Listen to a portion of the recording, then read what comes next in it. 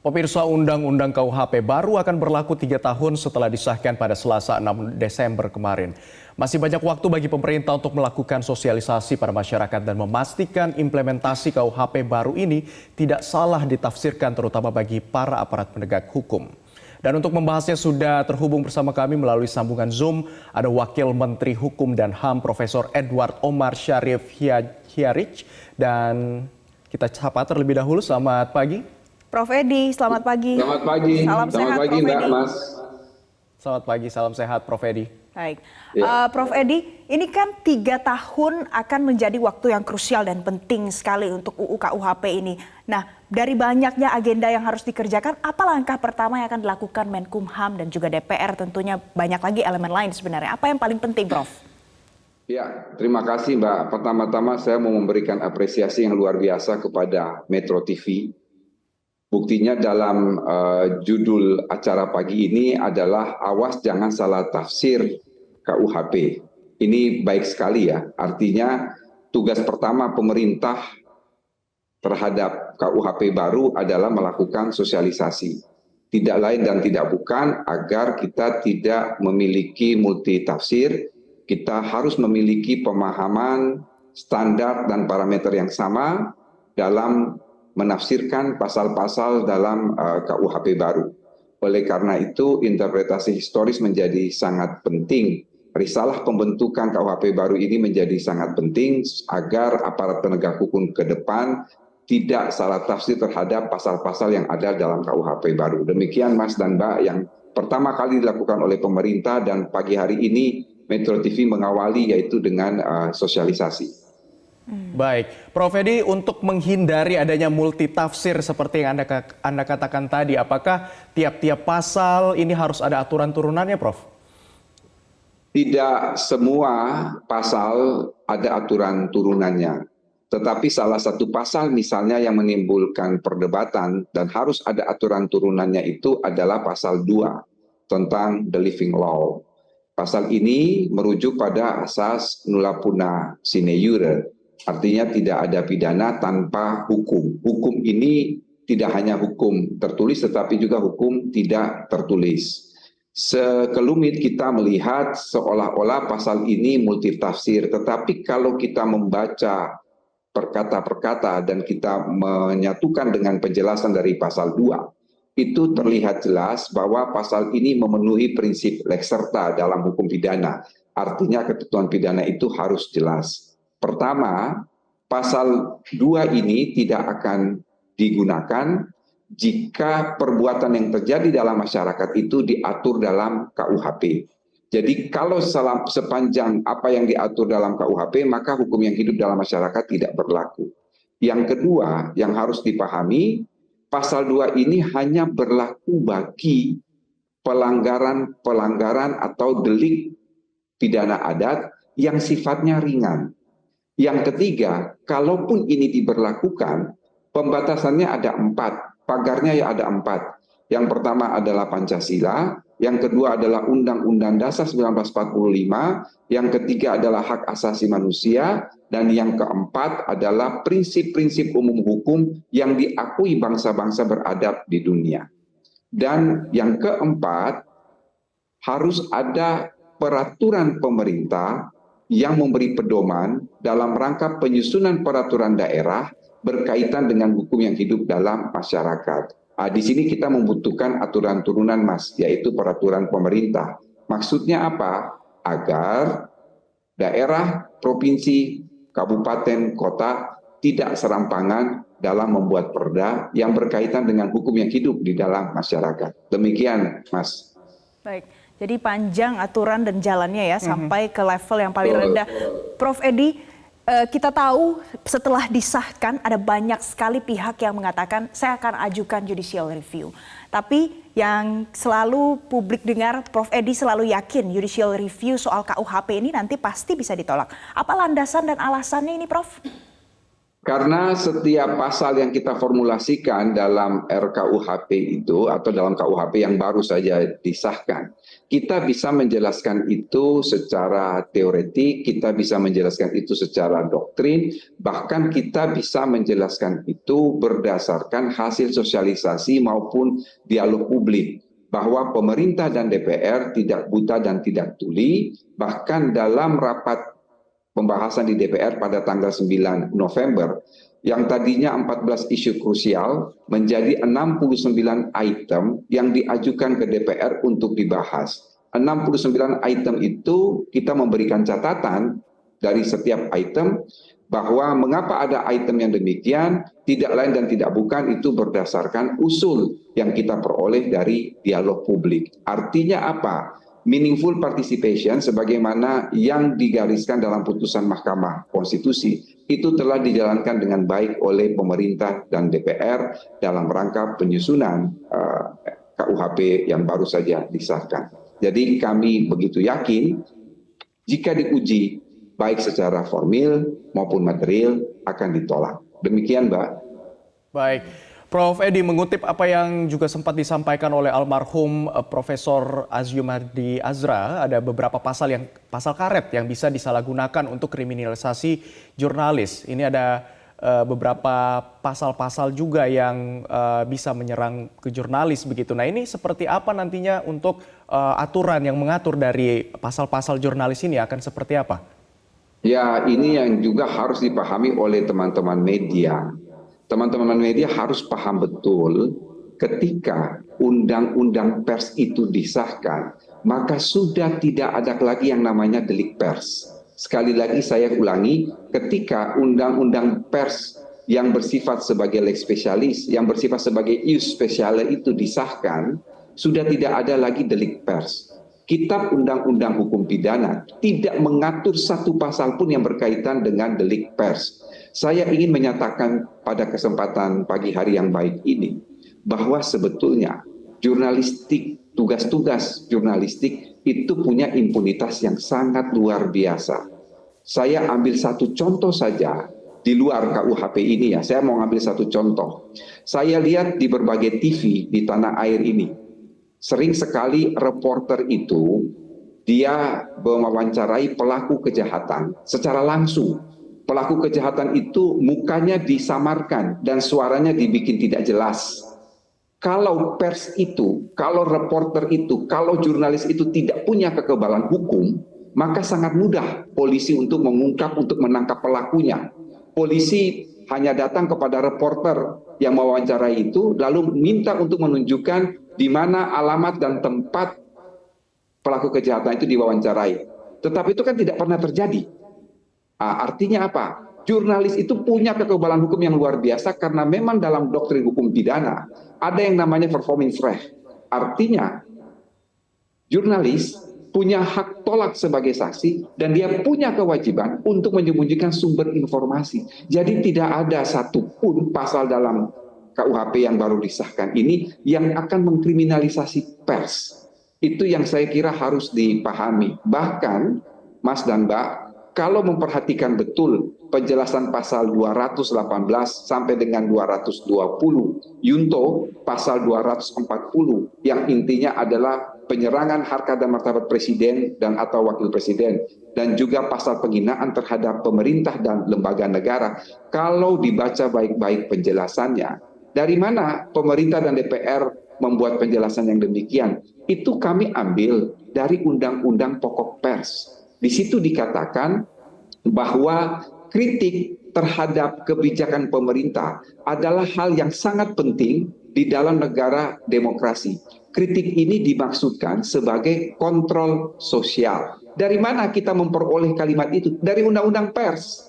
Jadi tidak benar kalau KUHP ini akan melakukan kriminalisasi terhadap pers. Yang berikut yang ingin saya katakan secara umum ada dalam hukum pidana yang namanya berupsrecht. Berupsrecht itu apa? Berupsrecht itu adalah hak pekerjaan. Artinya siapapun yang melakukan pekerjaan berdasarkan kewajiban, kewenangan, itu tidak boleh dituntut secara pidana. Ini yang kemudian saya kira harus dijelaskan kepada teman-teman pers. Dan penjelasan yang kita adopsi dari Undang-Undang Pers, saya kira itu memberi pembatasan-pembatasan yang sangat konkret supaya pasal-pasal itu tidak ditafsirkan salah. Demikian, Mas. Baik. Profesor, yang paling banyak disoroti juga adalah soal kata penghinaan yang perlu dipahami lagi batasnya apa, tafsirnya apa, dan juga ada yang memberikan komentar sebenarnya pasal 218 sampai 220 ini bertentangan pula dengan putusan MK sebelumnya. Tapi sebelum kita lanjutkan lagi dialognya, kita harus jeda terlebih dahulu. Pemirsa, tetaplah bersama kami di Metro Pagi Prime Time. Pemirsa, terima kasih Anda masih bersama kami di Metro Pagi Prime Time. Kita akan lanjutkan dialog kita dengan Wamenkumham, ada Prof. Edi. Prof. Edi, melanjutkan pembicaraan kita yang sebelumnya soal pasal 218 dan juga pasal 220 ini masih mengutip apa yang disampaikan oleh almarhum Profesor Azra tentang penghinaan martabat Presiden. Ini disebutkan bertentangan dengan putusan Mahkamah Konstitusi sebelumnya. Sebelum ada pihak yang mengajukan judicial review, apakah memang benar bertentangan? Terima kasih Mbak. Saya kira ini pertanyaan yang sangat baik dan pada kesempatan ini saya perlu menjelaskan bahwa pasal 218 sampai dengan pasal 220 sama sekali tidak membangkitkan pasal yang telah dicabut nyawanya oleh Mahkamah Konstitusi. Ketika kita membaca putusan pengadilan, maka sebaiknya tidak hanya membaca diktumnya, tidak hanya membaca putusannya, tetapi kita harus membaca pertimbangannya juga. Pertimbangan putusan pengadilan itu ada dua. Ada yang bersifat orbita dicta dan ada yang bersifat ratio residendi. Yang harus dibaca adalah pertimbangan yang bersifat ratio residendi. Sebenarnya ketika MK memberikan putusan terhadap pasal-pasal penyerangan terhadap harkat dan martabat Presiden, MK telah melakukan interpretasi futuristik. MK telah melakukan interpretasi adaptatif dengan merujuk kepada RUU KUHP. Oleh karena itu Mahkamah Konstitusi mengatakan bahwa pasal-pasal yang dicabut, pasal 134 sampai dengan pasal 136 bis KUHP yang lama, itu memang dianggap bertentangan dengan demokrasi. Dan di dalam pertimbangannya dikatakan bahwa seharusnya pengaturan itu merujuk pada RKUHP. Artinya apa? 9 hakim yang memutus pasal itu sudah melihat RKUHP itu bahwa ada perbedaan-perbedaan prinsip yang tidak bisa disamakan antara pasal yang telah dicabut oleh Mahkamah Konstitusi dan pasal yang ada dalam KUHP baru, pasal 218 sampai dengan pasal 220. Ada 3 perbedaan prinsip. Pertama, dalam KUHP yang dicabut, pasal yang dicabut itu dia bersifat delik biasa. Sementara dalam pasal 218 sampai dengan 220 dia berubah menjadi delik aduan. Ini dalam konteks hukum acara pidana ya memiliki perbedaan yang sangat signifikan. Yang kedua, di dalam KUHP yang telah dicabut pasal-pasal tersebut dia multitafsir. Berbeda dengan pasal 218 sampai 220, penjelasannya itu begitu ketat untuk mencegah timbulnya multi-interpretasi. Yang ketiga, yang tidak dimiliki oleh pasal-pasal yang dicabut oleh Mahkamah Konstitusi, tetapi dimiliki dalam pasal 218 sampai dengan pasal 220 adalah alasan penghapus pertanggungjawaban pidana. Apa alasan penghapus pertanggungjawaban pidana? Bahwa tidak dapat dipidana jika hal tersebut dilakukan untuk pembelaan diri atau untuk kepentingan umum. Kemudian dijelaskan apa yang dimaksudkan dengan kepentingan umum. Yang dimaksudkan dengan kepentingan umum itu adalah mengkritik kebijakan presiden dan atau wakil presiden. Pasal ini tidak dimaksudkan untuk menghalangi kebebasan berdemokrasi, kebebasan mengeluarkan pendapat, dan kebebasan berekspresi. Kritik dalam negara demokrasi sangat dibutuhkan sebagai social control terhadap kebijakan pemerintah. Jadi apalagi bahkan di dalam penjelasan pasal 218 sampai dengan pasal 220 itu dikatakan salah satu wujud kritik itu adalah unjuk rasa. Jadi tidak benar kalau kita melarang unjuk rasa. Demikian juga yang sedang ditampilkan oleh Metro TV yaitu larangan unjuk rasa. Tidak demikian. Jadi hati-hati ya, hati-hati. Ini yang saya minta juga teman-teman media ketika memberi judul itu harus paham dulu apa kandungan pasalnya, ya. Jadi apa namanya? Di dalam pasal 256 itu bukan persoalan melarang unjuk rasa, bukan persoalan melarang pawai, bukan persoalan melarang demonstrasi, tetapi titik tekan itu adalah pada pemberitahuan. Dan pemberitahuan ini dia punya hubungan kausalitas dengan ketertiban umum. Mengapa? Sehingga pasal ini berada di bawah bab yang namanya ketertiban umum. Kita diajarkan melakukan penafsiran terhadap suatu pasal, yang dibaca itu jangan pasalnya dulu, yang dibaca itu adalah judul babnya. Ini kalau dalam hukum pidana dikenal dengan istilah prinsip rubrika et lex. Jadi baca dulu judul babnya. Oh, judul babnya itu adalah ketertiban umum. Mengapa harus memberitahu? Memberitahu ini dalam rangka untuk memastikan ketertiban umum atau kepentingan umum itu bisa terlaksana dengan baik. Mengapa demikian? Mas dan Mbak tahu, kalau demonstrasi, unjuk rasa, pawai, itu kan pasti lebih dari 5 orang lah, kira-kira seperti itu. Dikhawatirkan akan mengganggu ketertiban berlalu lintas, maka harus dilakukan pengaturan-pengaturan. Pasal ini pun tidak mudah untuk menjerat. Mengapa saya katakan tidak mudah untuk menjerat? Pasal itu bersifat kumulatif. Jadi saya mau katakan juga, kalau dikutip jangan kata-kata pemberitahuannya saja, tapi yang dikutip itu ada 2 kata, pemberitahuan dan menimbulkan keonaran. Artinya apa, Mas Nanda? Kalau pawai unjuk rasa demonstrasi itu tidak memberitahu dan tidak menimbulkan keonaran, maka tidak bisa dijerat. Kalau dia memberitahu, timbul keonaran, juga tidak bisa dipidana. Yang dipidana jika dia tidak memberitahu dan timbul keonaran. Terganggunya kepentingan umum. Kepentingan umum ini juga sudah dijelaskan. Yang dimasukkan dengan kepentingan umum itu adalah tidak berfungsinya pelayanan publik akibat kerusakan yang timbul karena demonstrasi unjuk rasa. Artinya sudah dijelaskan secara rigid begitu ya, Prof. Edi. Persis, namun Mas, kalau kita sangat rigid. Baik, Prof. Edi, kalau kita lihat lagi yang dimaksud dengan tindakan menghina sebagai perbuatan yang merendahkan atau merusak kehormatan atau citra pemerintah, atau mungkin lembaga negara termasuk menista dan juga menfitnah. Nah, definisi ini seperti apa, Prof? Apa batasan antara kritik dan juga penghinaan? Persis. Penghinaan itu sudah diatur juga di dalam penjelasan ya. Jadi penghinaan dalam hukum pidana itu hanya ada 2. Satu adalah menista, dan yang kedua adalah memfitnah. Itu sudah dijelaskan. Saya kira persoalan fitnah itu dimanapun di dunia ini adalah suatu perbuatan tercela, dan itu melanggar ajaran agama. Jadi inti dari penghinaan itu hanya 2, menista. Menista itu merendahkan martabat seseorang ya. Misalnya dengan menyamakan seseorang dengan kebun binatang, misalnya seperti itu. Sementara menfitnah itu kan menuduh seseorang melakukan suatu perbuatan yang sebenarnya diketahui bahwa dia tidak melakukan perbuatan tersebut. Jadi inti dari penghinaan itu hanya 2 itu, Mas.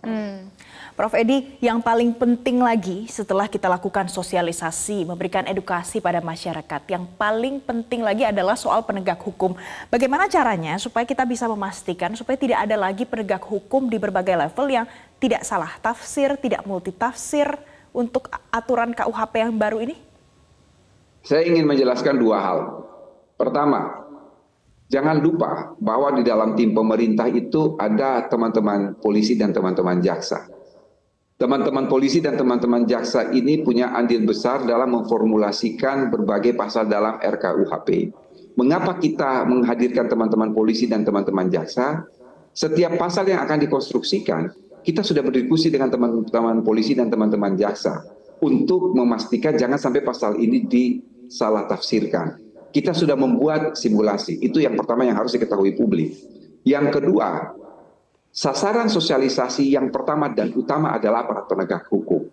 Disinilah kita akan mempreteli satu persatu, kata per kata yang ada dalam setiap pasal, apa maksud pembentuk undang-undang membunyikan pasal sehingga formulanya seperti demikian. Supaya apa? Ada kesamaan standar, ada kesamaan parameter, ada frekuensi yang sama dalam menafsirkan pasal-pasal yang ada dalam KUHP baru. Demikian, Mbak. Baik, Prof. Edi mungkin singkat saja bisa dijelaskan, ini juga yang menjadi sorotan publik adalah terkait dengan pasal perzinahan dan juga kohabitasi. Ini akan seperti apa, Prof? Dan juga sorotan internasional. Singkat saja. Satu.